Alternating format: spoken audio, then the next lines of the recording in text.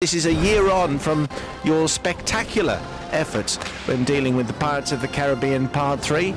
I can't think we're on the same territory with this really, but what do you make of Indiana Jones and the Kingdom of the Crystal Skull made of gold?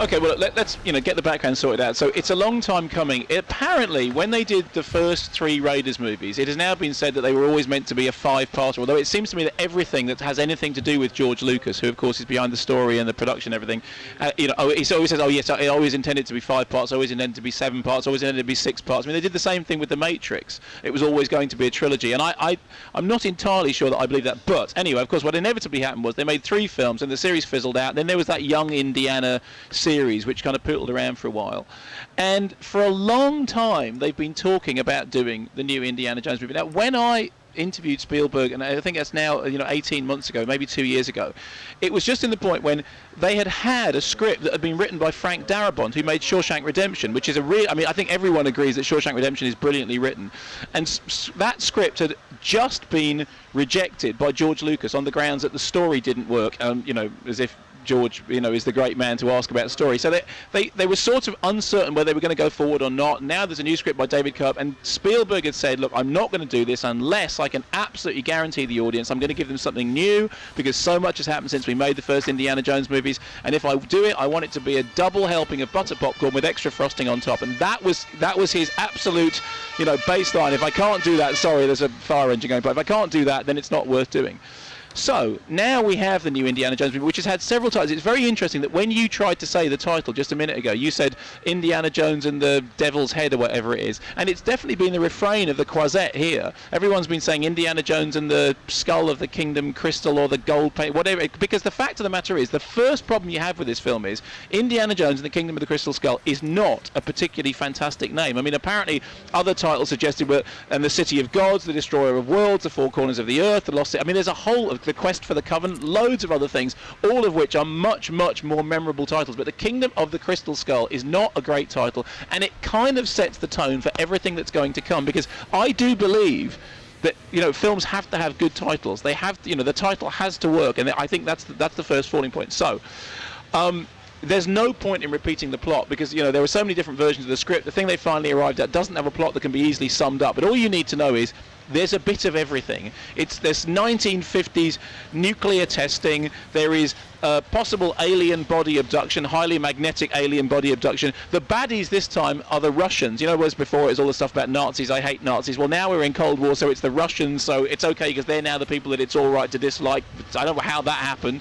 And there is a chain of events which sets in motion a need to go out to a Mayan temple armed with a crystal skull made of gold, which is of course made of crystal, in order to take it back to the temple from whence it came. Okay, now here's the thing.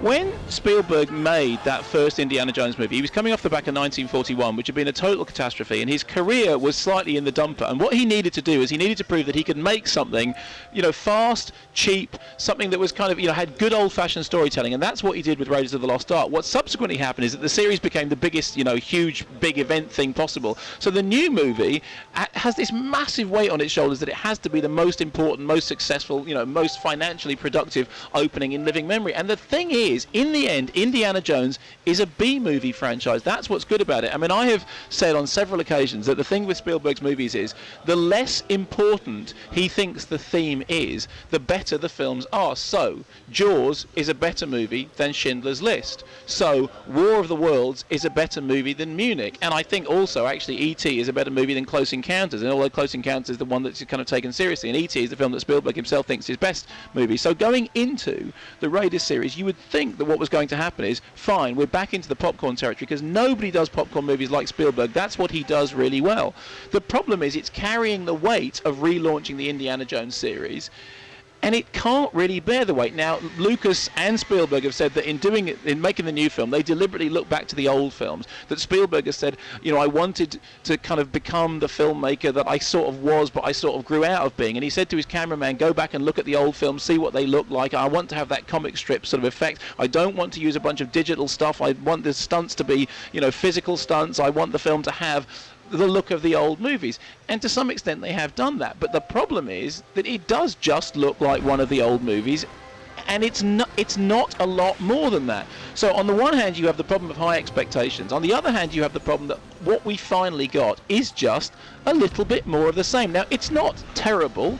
I mean, the fact is that Harrison Ford does, the bumbling, I'm too old to be doing this perfectly well, and the script doesn't have anything like the wit or brio of, I think, the original movies. There's nothing in it as funny as like in the early movie, the bit when he's faced with two guys wielding swords and he pulls out a gun. There's nothing that funny. The stunts, because so much has happened since that first Indiana Jones movie, you had Romancing the Stone, and you've had Tomb Raider, and you've had National Treasure, and now here in Cannes there are these movies, these Jack Hunter movies that are being sold in the market. I mean, everyone's done their own version of Indiana Jones, and now to have the real thing coming back, you say, okay, well, it's really got to raise the bar. But it doesn't. I mean, we've seen so many films in which cars race along the edge of a cliff, so many films in which people, teeter over waterfalls, so many films in which astonishing stunts happen. To see them done again, even albeit efficiently, doesn't really stand for that much. Now, the problems then begin with, because Indy is older, they have to bring in a younger version of him, which in this case is played by Shia LaBeouf. I'm not entirely sure. Is Shia LaBeouf? Shia LaBeouf? How do you say it? I'd say, well, I don't think it's ever cropped up in natural conversation, but okay. Shia LaBeouf. Shia LaBeouf, okay? Let's go with that for the moment. So Shia LaBeouf is this character who seems just like a chip off the old block, and you know what? There's a plot twist that turns up that demonstrates that he is indeed just a chip off the old block. And he's effectively stepping into the arena and doing the stuff that Indy, when he was young Indy, would be doing if he wasn't old Indy. Now, here's a couple of problems. Firstly, I don't think that Shia LaBeouf is entirely charismatic. I mean, the thing he's probably most famous for is Transformers, although a lot of people know him from television. I think in the end, he's a television actor. When he turns up, the first time you see him, he's done up to look like Marlon Brando in The Wild One. And the first thing you think is, well, that's no Marlon Brando. And the second thing you think, if you're me, is that's the worst DA I have seen since Henry Winkler in, Happy Days as Fonzie. He's got something about his hair, and his hair really started to bother me after a while. There's something about his hair that makes it look like he's wearing a DA wig, even though he's not. It's actually his hair, but it just hasn't been done into a very convincing DA. And only you would get hung up on this. No, but this is critical, because then I started thinking, with all this other stuff happening, why am I worrying so much about Shia LaBeouf's hair? And the answer is because the other stuff wasn't gripping enough to take my attention away from the fact that it looked like the person they got in to do his DA hadn't done it properly. It's not just to do with being a hair purist, it's to do with sitting there looking at the movie and realising that they're not doing enough to distract my attention from the fact that he hasn't got the right haircut. Then all the other stuff happens. I mean, Karen Allen comes back, that's very nice. There's some nice sort of oldie interaction. John Hurt chews the scenery up because the deal is he's gone mad because the skull has driven him mad, and they have to get the skull back to the Mayan temple. There's a little bit of apocalypto light stuff going on there, although I have to say that the overarching influence for me was, remember Tintin in the Temple of the Sun, the one about the Edwards? It's kind of like that, but that's what all the Indiana Jones movies were like. Why would the skull make him mad? Because the skull has, well, you see, I can't give this away, although if you haven't got it, you haven't got it. The skull has powers, right? What sort of powers? Well, sort of powers that may not be of this earth. Have you read Eric von Daniken? I tried to avoid it. Everyone at school was reading that, and it was always clearly nonsense. Okay, well, here's the thing in that case. Everyone at school who read Eric von Daniken will look at the plot and go, I know how this is going to end up. And you, Mayo, are going to be sitting on your own in the cinema. I'm going to be the only one who's surprised when they get to the main and go, oh, really? Is that what's happening? Why would anyone waste their time reading Eric von Daniken? Unless you're 15. Everybody read Eric von Daniken. Everybody read David M. Rovick's In His Image. And you didn't do that either? No, they didn't. Okay, fine. Well, for the normal people out there, everyone who read all that stuff, they will know where the plot's going. He's the Bermuda Triangle guy, isn't he? Well, he's largely the guy who said, look, aliens from outer space must have come down and drawn these pictures because they're only visible from the sky.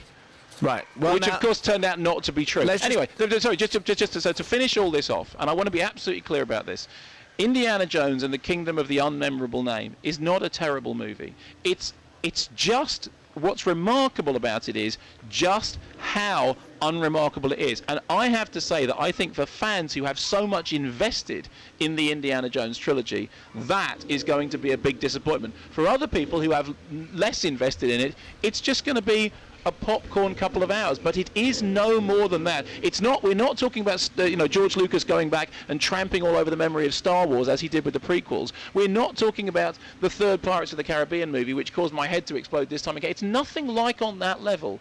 It's just remarkably unremarkable.